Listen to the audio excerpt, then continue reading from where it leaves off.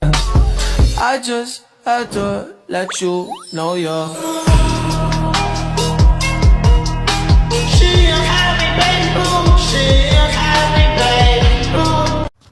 Assalamualaikum warahmatullahi wabarakatuh.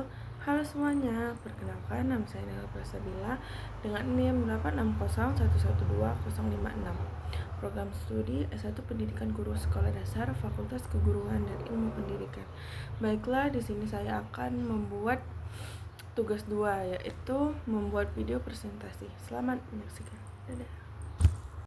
Baiklah, saya akan menjelaskan hubungan timbal balik antara filsafat ilmu dan pendidikan. Filsafat ilmu tidak hanya menjadi dasar berpikir dalam pendidikan, tetapi juga berperan dalam mengarahkan, mengkritis, dan mengembangkan praktik pendidikan agar tetap ilmiah dan bermakna. 1. Peran filsafat ilmu dalam pendidikan. Filsafat ilmu berfungsi mengawasi dan memperkuat eksistensi ilmu pendidikan melalui 3 hal utama.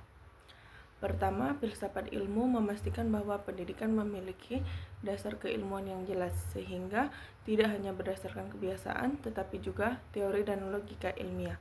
Kedua, filsafat ilmu menjaga keilmiahan pendidikan, misalnya melalui metode penelitian yang sistematis, baik kuantitatif maupun kualitatif.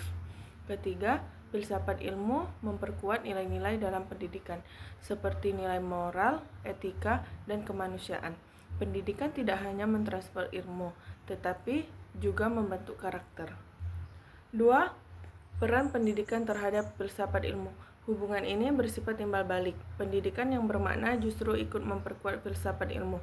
Melalui praktik pendidikan di lapangan, muncul berbagai persoalan nyata seperti kesenjangan belajar, metode yang kurang efektif, atau perkembangan teknologi. Hal ini mendorong filsafat ilmu untuk terus berkembang dalam menjawab tantangan zaman. Dengan kata lain, pendidikan menjadi laboratorium nyata bagi pengembangan pemikiran filsafat ilmu. 3. Filsafat ilmu sebagai pisau analisis. Filsafat ilmu disebut sebagai pisau analisis karena membantu kita membedah masalah pendidikan melalui 3 aspek. Yang pertama, ontologi. Apa hakikat pendidikan? Misalnya, apakah belajar hanya soal nilai atau juga pembentukan karakter? Yang kedua, epistemologi. Bagaimana cara memperoleh pengetahuan? Apakah melalui ceramah, diskusi, atau pengalaman langsung? Yang ketiga, aksiologi. Untuk apa pendidikan itu? Apakah hanya untuk mencerdaskan akademik atau juga untuk membentuk manusia yang beretika? Dengan 3 aspek ini, kita dapat memahami masalah pendidikan secara lebih mendalam dan tidak sekedar melihat permukaannya saja. Yang terakhir, 4. Contoh penerapan dalam pendidikan. Contoh nyata dapat dilihat dalam kurikulum dan pembelajaran.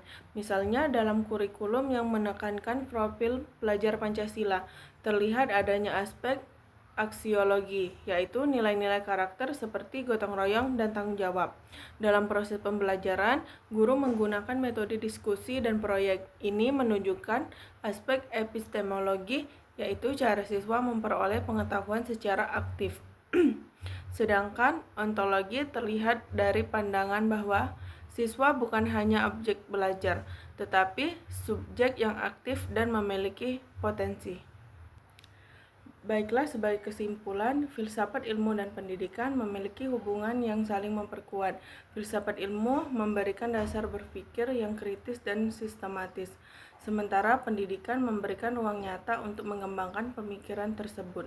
Oleh karena itu, memahami filsafat ilmu sangat penting agar praktik pendidikan menjadi lebih bermakna, ilmiah, dan berpotensi pada nilai. Terima kasih. Wassalamualaikum warahmatullahi wabarakatuh. I just had to let you know you're.